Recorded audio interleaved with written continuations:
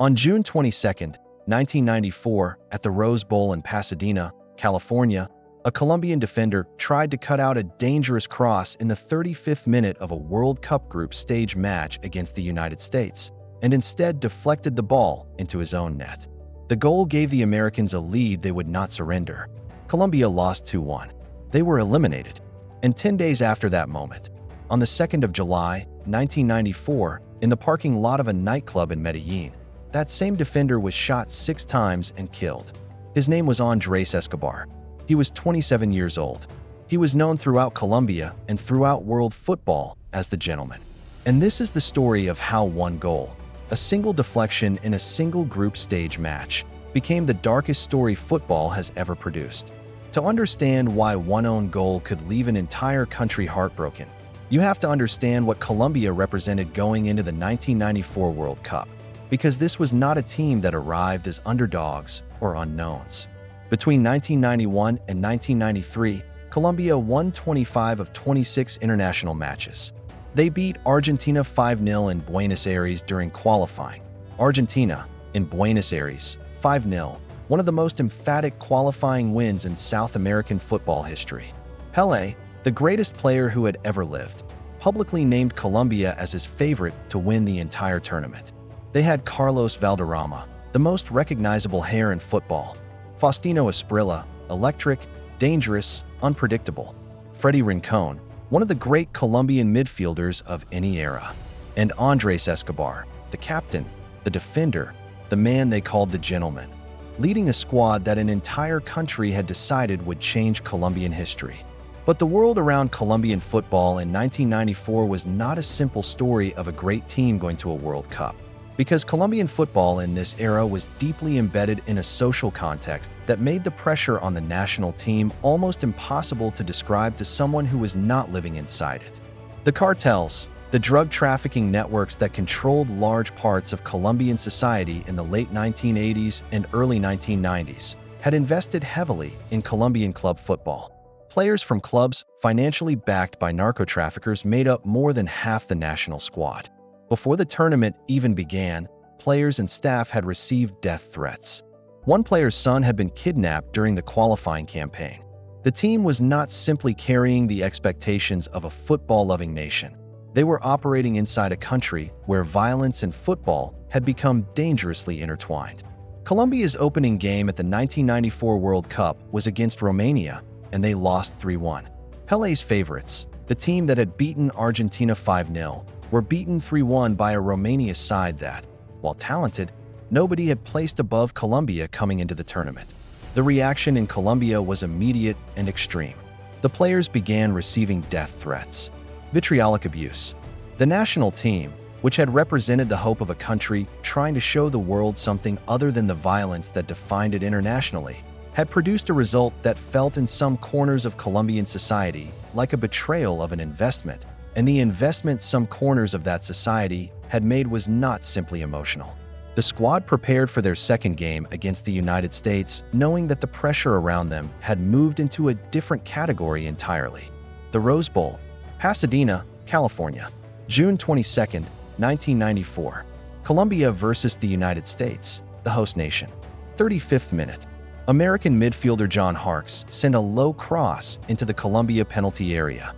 Escobar stretched to intercept it, to cut it out before it reached the American forward, and the ball caught the inside of his boot and deflected past his own goalkeeper and into the net. He lay on the ground for a moment, processing what had just happened. 1-0 to the United States. The U.S. went on to win 2-1.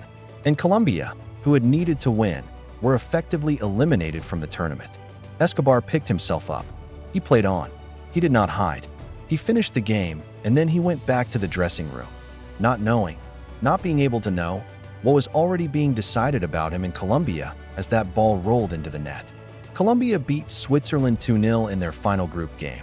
But it was not enough, because Romania beat the United States 1-0 simultaneously, which meant Colombia finished bottom of Group A and were out. Pelé's favorites, the team that beat Argentina 5-0, gone in the group stage. Escobar made a decision after the tournament ended that the people closest to him would later describe as the most important thing to understand about him. He chose to return to Colombia rather than staying in the United States or visiting family elsewhere. His sister recalled him saying, "I want to go to Colombia and show my face."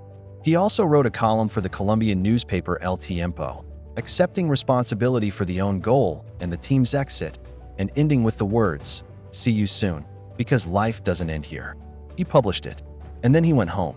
On the evening of July 1st, 1994, 5 days after Colombia's elimination, Escobar went out with friends to the El Poblado neighborhood of Medellin. They visited a bar, then moved to El Indio nightclub. His friends split up. In the early hours of July 2nd, Escobar was alone in the parking lot of El Indio. 3 men approached him. An argument began. Reports indicate that the own goal was referenced in the confrontation. 2 of the men produced handguns. Escobar was shot 6 times. It was reported that the person responsible shouted the word goal after each shot, echoing the way Colombian commentators had repeated the word 6 times in anguish when the own goal went in. Escobar was taken to hospital. He died 45 minutes later. He was 27 years old. The second round of the World Cup had just begun. Humberto Castro Muñoz, a bodyguard and driver for drug trafficker Santiago Galán, who had reportedly lost significant money betting on Colombia at the World Cup, was arrested and confessed to the shooting. He was convicted in June 1995 and sentenced to 43 years in prison. He was released in 2005 on good behavior, having served 11 years. Santiago Galán and his brother Pedro were present at the nightclub that night and were investigated for obstruction of justice. They served 15 months. The motive, as with all violence connected to criminal organizations, was more complex than a single own goal. It involved gambling losses, cartel power, and the violent consequences of the intersection between Colombian football and organized crime in that era. But the own goal was the visible trigger, the event that made Escobar the target, and the event that made him famous for the wrong reasons for 10 days. Andrés Escobar was born in Medellin on March 13, 1967.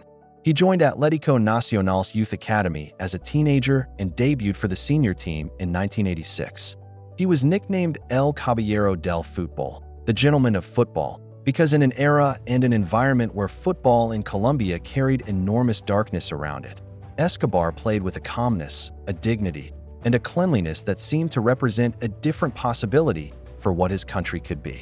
He won the Copa Libertadores with Atlético Nacional in 1989, the first Colombian club to win South America's most prestigious club trophy.